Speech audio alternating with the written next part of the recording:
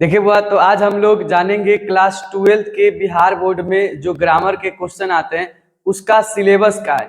इसके पहले हम बनाए थे क्लास 12th का सिलेबस, उसमें हम बुक के सिलेबस बताए थे जो रेनबो पार्ट 2 है और रेनबो स्टोरी ऑफ इंग्लिश है, और उसके साथ बताए थे एग्जाम पैटर्न, मतलब आपका 2025 में किस प्रकार का क्वेश्चन पेपर आएगा, किस टाइप के क्वेश्चन पूछे जाते हैं, क्या क्या क्वेश्चन पूछे जाते हैं, वो सब डिस्कस किए थे।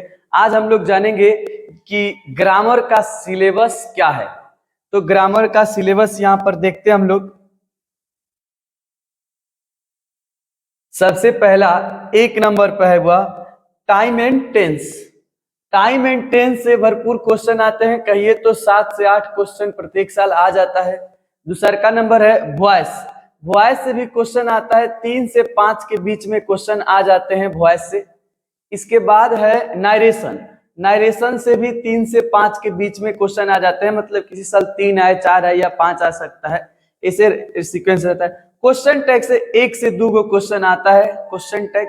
इसके बाद है रिमूव टू, जिसको रिमूवल ऑफ टू भी कहते हैं। इससे क्वेश्चन वही 1 से 2 आ सकता है, नहीं तो नहीं भी आता है। कहे तो ऐसा भी होता है कि इससे नहीं भी आता है तो 0 से 2 ले सकते हैं हम लोग। इसके बाद डिग्री से भी क्वेश्चन आता है, इससे 0 से भी 2 कह सकते हैं, यहाँ 2 ले लीजिए, 0 से 2 क्वेश्चन आता है। इसके बाद है मॉडल्स।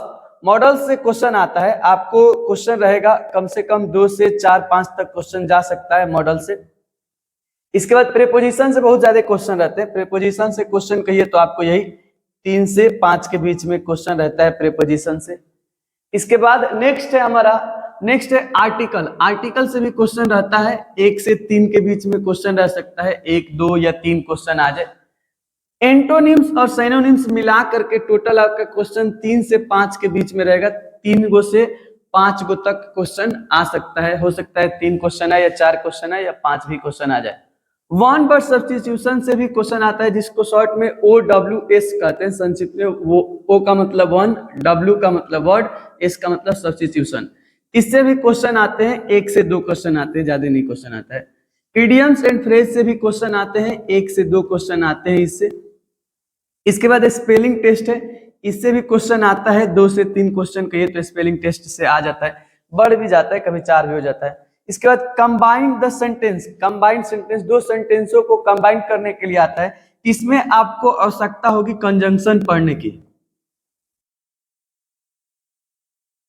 इसमें आपको कंजंक्शन पढ़ना पड़ेगा, यानी ग्रामर का एक पार्ट है कंजंक्शन। इससे भी क्वेश्चन आता है, आप कहिए तो 2 से 3 क्वेश्चन इससे भी आ जाता है। करेक्ट द सेंटेंस, मतलब चुनना होता है, 4 ऑप्शन दे देगा कि choose the correct sentence in the flowing, मतलब निम्नलिखित में से कौन सा सेंटेंस सही है, आपको चूज करना होता है। इससे भी 2 से 3 क्वेश्चन आ ही जाते हैं प्रत्येक साल।